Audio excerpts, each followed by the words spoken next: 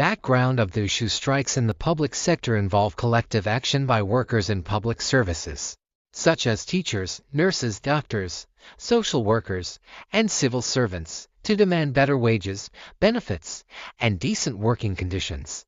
This phenomenon occurs in many countries and sparks debate as it touches on the welfare of workers and the importance of public services to society.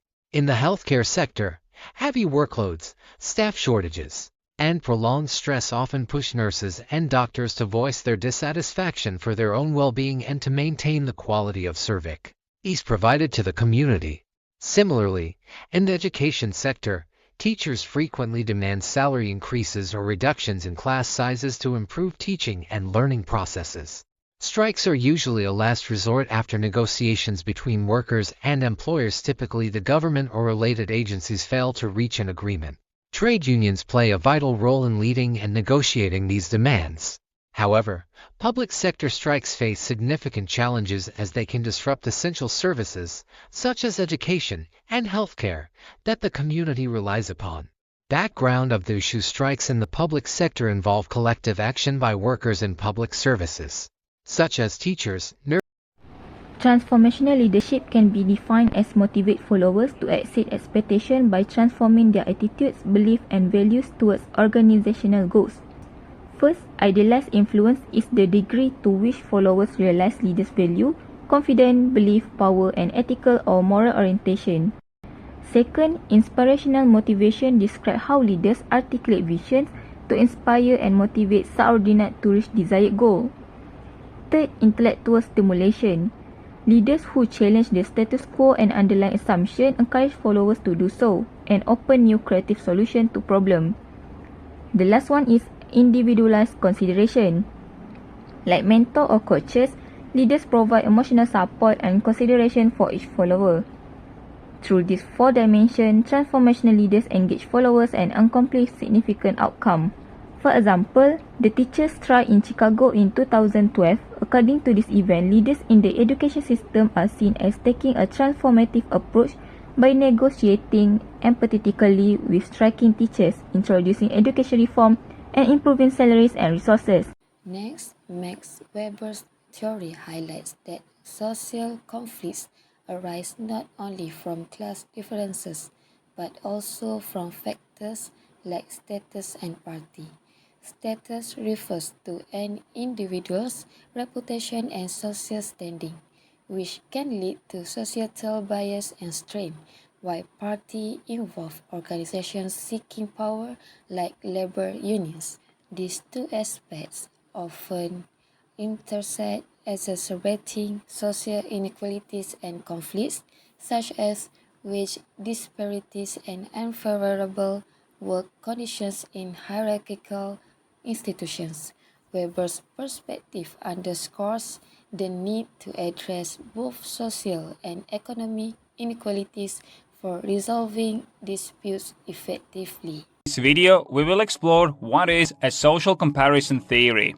Do you sometimes compare yourself with others? In this video, we will learn about benefits and dangers of comparing yourself. If this is your first time on this channel, then make sure you subscribe and hit the bell icon to get updates on my latest videos about time management and productivity. Social comparison theory centers on the belief that there is a drive within individuals to gain accurate self-evaluation. People like to evaluate their own options and abilities by comparing themselves to other people in their life. This theory has two sides, and it can work for you or against you, depending on how you use it. So let's take a look at both sides. Let's start with the downside.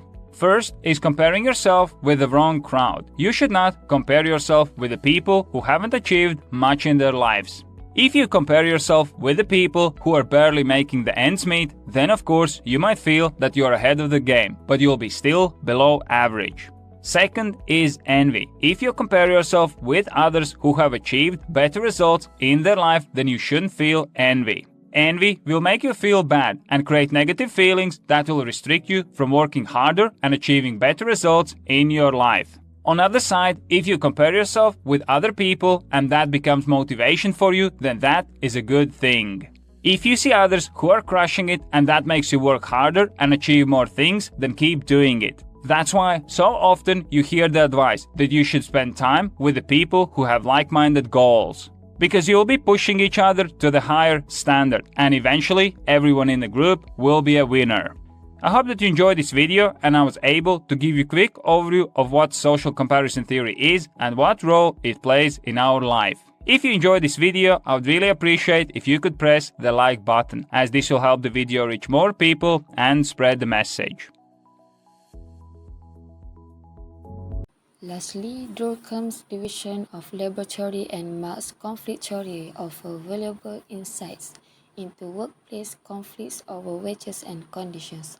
Durkheim highlights how task specialization in modern society fosters interdependence, organic solidarity, but warns that excessive division of labor can lead to alienation, breaking social bonds. Marx's conflict theory focuses on class struggles, where the workers exploits the proletariat by lowering wages and worsening conditions to maximize profits, leading to economic disparity and potential revolution.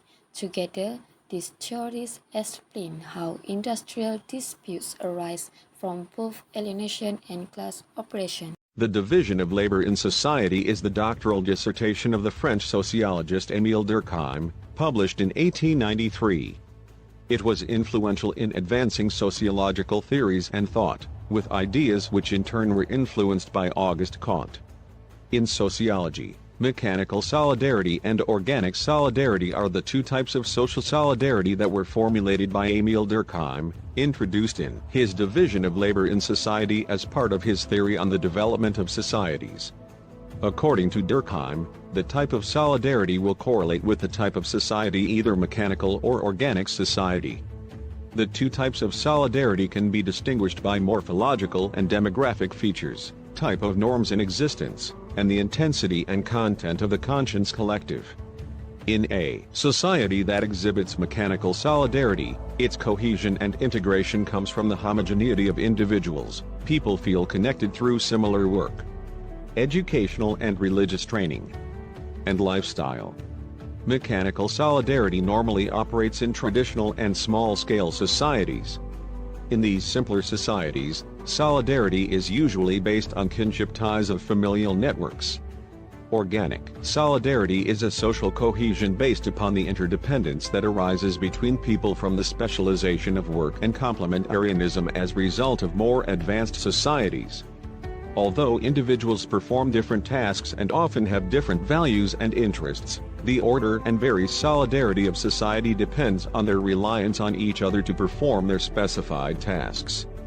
Thus, social solidarity is maintained in more complex societies through the interdependence of its component parts. Farmers, for example, produce the food that feed the factory workers who produce the tractors that allow the farmers to produce the food. Causes of strikes. The causes of strikes in the public sector and demands for better salaries and working conditions are rooted in various internal and external factors closely linked to the economy, worker welfare, and the relationship between employers, the government, and employees. Inadequate wages relative to cost of living. Low wages in the public sector cause significant dissatisfaction and financial strain, especially with the rising cost of living. Workers like teachers, nurses, and administrative staff struggle to meet basic needs as their income falls behind inflation, affecting their families' well-being. Increasing prices for essentials such as food, housing, and healthcare force workers to cut back on spending or seek additional income. The high cost of education and housing, particularly in urban areas, further intensifies financial pressure, making it difficult for families to balance immediate needs with future savings. Inadequate working conditions. Many public sector workers face poor working conditions, including inadequate facilities, outdated equipment, and insufficient resources, which hinder their productivity. In healthcare, staff work under constrained conditions with limited treatment rooms and medical supplies, leading to long hours and physical exhaustion. The shortage of workers in critical sectors exacerbates the problem, resulting in excessive workloads, burnout, and a decline in service quality. In education, teachers also take on extra duties, such as administration and covering for absent colleagues, further straining their capacity. Excessive workload. Staff shortages in the public sector lead to excessive workloads, causing physical and mental health issues like burnout. In healthcare, workers face long hours and reduced care quality, while teachers struggle to deliver effective lessons due to exhaustion. This imbalance affects personal lives, contributing to mental health problems such as depression and chronic stress. Burnout not only harms workers but also reduces productivity and the quality of public services, ultimately impacting the community that relies on these essential services.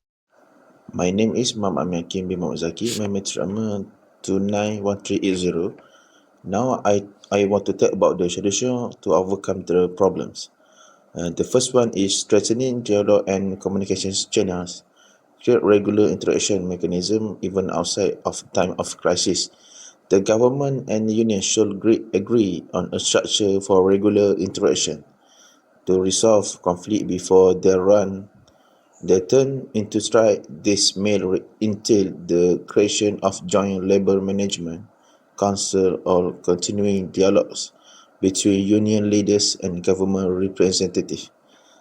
Transparency and information sharing is when both sides should pledge to communicate openly and honestly regarding the resources at their disposal, financial limitation, and the effect of the labour strikes. Mutual trust and understanding may be strengthened as a result. The second point is improving government responses to labour demands. Government should frequently examine public sector wage, particularly for underpaid or overworked groups, in an effort to remain ahead to inflation and cost of living crisis. Next, government should pledge to conduct regular review of salaries, working conditions, and staffing numbers rather than reaction to strike after they happen. Fair and open negotiation process while governments should be forthright of their financial limitation and economic projection. They should also show that they are prepared to engage in secure negotiation. The third point is public sector reform and restructuring. Research public sector management structures, government should assess whether effective on or inadequate management practice are causing low employer morale and high employer turnover in the public sector. Government may improve their workplace and lessen conflict with workers by updating the way public services are provided. To make sure that public sector employees are not overworked or underpaid for their jobs, government should use data to estimate workforce demands. Planning for the workforce should consider future of demand for social service, healthcare, and education in addition to financial consideration. The last point is building public support. Government and unions both can gain from educating the public on the problems involved. So the strike are seen as part of a large discussion about the sustainability of the public sector and the worth of workers, rather than just a description. Unions may stress the value of treating employers fairly, while government can work on demonstrating how they are giving public service enhanced to priority. Disruption to public service are among the economic, social, and emotional costs of industrial activities that must be communicated. In order for the general public to comprehend the underlying problems such as the underfunding of critical sectors or the widening pay gap between the public and private sectors, both parties should approach this in a balanced manner. For the conclusion, leadership is essential in managing public sector industrial actions by addressing root causes like low wages and poor conditions. Transformational leadership, emphasizing empathy, communication, and collaboration, can balance employee advocacy with maintaining essential services. Leaders must engage in open dialogue, resolve grievances, and align actions with societal needs, fostering trust and respect. Beyond resolving conflicts, creating a sustainable, equitable work environment ensures long-term employee well-being and community benefit. Strategic leadership can drive lasting change by balancing the needs of employees and the communities they serve. That's all from us. Thank you.